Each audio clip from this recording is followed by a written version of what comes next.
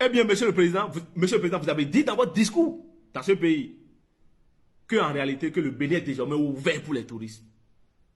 Mais vous avez un comité de vaudou, qui peut quand même vous élucider sur la question donc de penser le développement. Donc, du côté touristique, le côté culturel, donc le côté culturel du vaudou.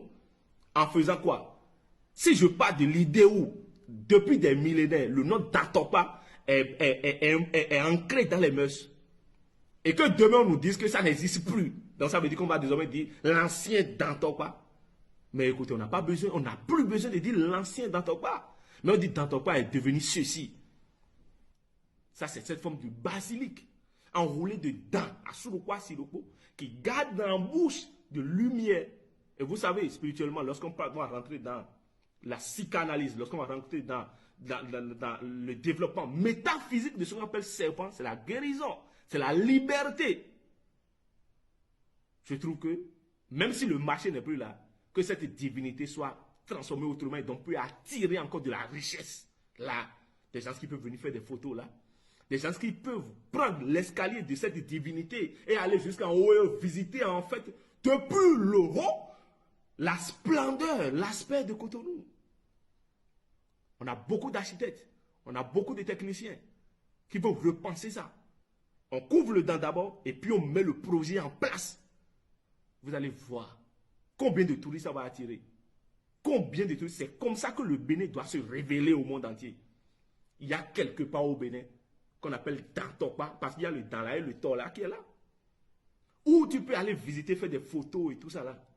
Je rêve quand même d'un Bénin où les gens vont se lever pour dire, je vais demander Adam. Où on peut toucher simplement cette représentation, ce que vous avez choisi bien sûr, comme représentation, ou de poteaux enroulés de serpents, où les gens vont toucher seulement pour faire leur vœu et demander ce qu'ils veulent. Le danseur serait quand même ravi, le danseur serait ravi de leur donner ce qu'ils veulent. Parce qu'après tout, c'est dans quoi. Une belle lagunaire à côté, avec des gazons, avec une bonne présentation. Monsieur le Président, je ne sais pas quel projet vous avez là pour Dantoba, mais ce petit espace de Dana peut vous rapporter des milliards. Parce que des touristes vont venir voir en fait ce qu'on appelle Dantoba. Il y a aussi que des vaudous peuvent organiser des pèlerinages aussi, ou bien des praticiens, ou bien quand même des personnes qui croient en amont et en amas ce qu'on appelle la chose culturelle, peuvent venir toucher quand même cet emblème-là de Dantoba, cette statue de Dantoba, cette représentation de Dantoba, et avoir ce qu'ils veulent. Pourquoi pas des gens vont quitter des milliers de pays pour venir?